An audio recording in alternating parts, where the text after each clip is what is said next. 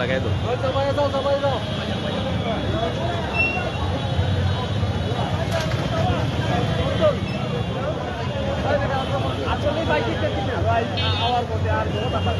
Mobile sound catch করবো না বুমটা পার করো বুম পার করলে সাউন্ড যদি মিস করে কোনো কারণে হারিয়ে দর্শক আমরা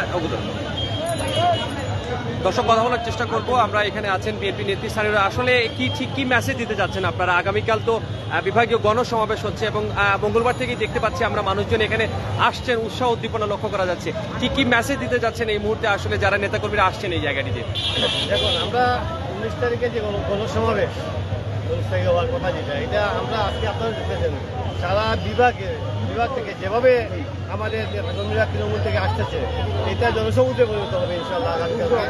এবং আমরা এইটাই মেসেজ দিতে সরকারকে, যে সরকারকে বুঝিয়ে দিয়ে যাচ্ছি যে এই দেশের মানুষ, এই যে এখানে যে লোক দেখছে, এটা শুধু বিএনপি লোক না, এটা তৃণমূল থেকে একদম জনসাধারণ, এখানে সাধারণ মানুষরাও এখানে সংযুক্ত হয়েছে এই আজকাল এই সমাবেশে। এইটাই আমরা জানাতে চাচ্ছি যে এই সরকারকে এদেশের মানুষ আর চায় না। এই সরকার অতি সত্য আমাদের বিশ্বাস সরকারের শুধু উদ্যোগ হবে একটা কেয়ারটেকার গভর্নমেন্টের অধীনে সুষ্ঠু একটা নির্বাচন করে এই সরকার একটা মানে বাংলাদেশের মানুষকে মুক্ত করবে। আমার বিশ্বাস বাংলাদেশের মানুষ এখন একটা বন্দিদশার মধ্যে আছে। আজকে মনে হচ্ছে মানুষ জেল থেকে বেরিয়ে আসছে, এত আনন্দ এত উৎসবের মধ্যে মানুষ দিন কাটাচ্ছে। আপনারা দেখবেন আগামীকালকে এই শহরে আমরা জায়গা দিতে পারবো না। আদি ভাই, যেটা হচ্ছে যে আলিয়া মাদ্রাসা মাঠে অনুষ্ঠান হচ্ছে, সেটা কিন্তু 1 নম্বর ওয়ার্ডের মধ্যেই পড়েছে এবং আপনারা 1 নম্বর ওয়ার্ড বিএনপি মিছিল নিয়ে এই জায়গাটিতে এসেছেন। তো এখানে নেতাকর্মীদের জন্য থাকা খাওয়ার ব্যবস্থা করা হয়েছে, অনেকভাবে আপনারা হেল্প করছেন, তাদের জন্য আসলে কি বার্তা আছে আপনাদের? আমি সঠিক বলতে পারবো না কোথায় যাওয়া হতো, ইতিমধ্যে আমরা প্রিপারেশন নিচ্ছি। মাঠে খাবার আসবে, যারাই আসছে বিভিন্ন জেলা থেকে প্রত্যেকের জন্য খাবারের ব্যবস্থা হয়েছে এবং ইতিমধ্যে আমরা দেখেছেন গত 2 দিন ধরে মাঠে রান্না করে খাবার হচ্ছে। তো আমার বিশ্বাস যে আমরা সর্বোচ্চ চেষ্টা করবো, যেহেতু আমরা হোস্ট এখানে, আমাদের জেলা, আমাদের ওয়ার্ড, এটা আমরা সর্বোচ্চ। ধন্যবাদ আপনাদেরকে। আপনারা জানেন আগামীকালকে সমাবেশ নির্দলীয় নিরপেক্ষ সরকারের দাবিতে সমাবেশ। এই সমাবেশ গণতন্ত্র পুনরুদ্ধারের সমাবেশ। এই সমাবেশ 3 বারে নির্বাচিত প্রধানমন্ত্রী বেগম খালেদা জিয়াকে কারামুক্ত করার সমাবেশ, দেশকে রক্ষার সমাবেশ, দেশের মানুষকে রক্ষার সমাবেশ। এই সমাবেশ সফল করার আমাদের নৈতিক দায়িত্ব। সবাইকে আমি আহ্বান সফল করার জন্য ধন্যবাদ।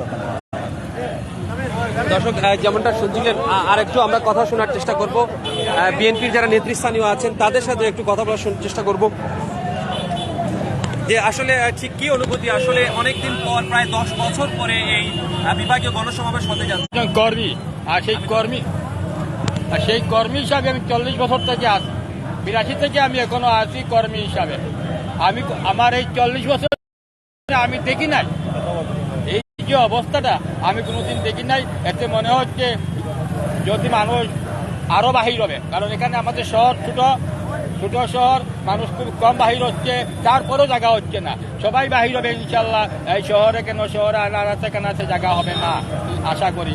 নিরপেক্ষ সরকারের মাধ্যমে আমরা আমাদের অধিকার প্রয়োগ করতে পারি, এটাই আমাদের দাবি। অনেক ধন্যবাদ। দর্শক, শুনছিলাম আমরা অনেকের সাথে কথা বলছিলাম। মূলত আসলে আজকে এই মুহূর্তে সিলেট 1 নং ওয়ার্ড বিএনপি যারা সংশ্লিষ্ট আছেন তাদের সাথে আমরা কথা বলছিলাম। ঠিক কি অনুভূতি? আসলে অনেক নেতাকর্মীরা মঙ্গলবার থেকেই এখানে থাকছেন, আপনাদের অনুভূতি কিরকম? ধন্যবাদ আপনাকে। পরশুদিন থেকে আমরা লক্ষ্য করছি অসংখ্য নেতাকর্মী যে যেভাবে পারছে আমাদের সমাবেশস্থলে এসে সমবেত হয়েছে। আমাদের ধারণা আগামীকালকে আমাদের নেতৃবৃন্দের ধারণা ছিল 4 থেকে 5 লক্ষ। আমার ধারণা এর চেয়ে বেশি লোক সমাগম এই জায়গায় হবে। আর আমাদের তো মূল এজেন্ডাই হচ্ছে দ্রব্যমূল্যের চরম ঊর্ধ্বগতি থেকে জনগণকে মুক্ত দেওয়া, দেশনেত্রী বেগম খালেদা জিয়ার মুক্তি এবং তারেক রহমানকে সসম্মানে দেশে প্রত্যাবর্তন করে নিয়ে আসা, এটাই আমাদের মূল এজেন্ডা। এবং এর লক্ষ্যে আমরা কাজ করছি। জনসমাগম আমাদের মধ্যে হয়েছে, জনগণও বুঝতে পেরেছে এটা বিএনপির ন্যায্য দাবি। আমরা আশা করি কালকে জনগণ নীরব বিপ্লব দিবে, জনগণ এই জায়গায় উপস্থিত হবে এবং 4-5 লক্ষ বেশি জনগণ সমাবেশস্থলে উপস্থিত থাকবে। Thank you. চারটা বিভাগের 4টি জেলা থেকেই তো মানুষজন আসছেন, তো আসলে শান্তি শৃঙ্খলা রক্ষা করার জন্য আপনাদের কোনো মেসেজ আছে কিনা তাদের প্রতি? আমরা 1 নম্বর ওয়ার্ড বিএনপির পক্ষ থেকে আমাদের টিম লিডার সভাপতি সহ সকল ধরনের ব্যবস্থা নেওয়া হয়েছে আমাদের ইনশাল্লাহ। আর অতিথিদের আপ্যায়ন আমাদের যতটুকু সম্ভব আমরা সম্পূর্ণ সবকিছুভাবে অ্যাটেন্ড নিয়ে আছি। আমাদের কাউন্সিলর সৈয়দ তহিদুল আদির ভাইয়ের নির্দেশে আমাদের সভাপতি যে সবকিছু মিলিয়ে আমরা একটি সুন্দরভাবে সমাবেশটি সফল করার লক্ষ্যে সম্পূর্ণভাবে কাজ করব ইনশাল্লাহ।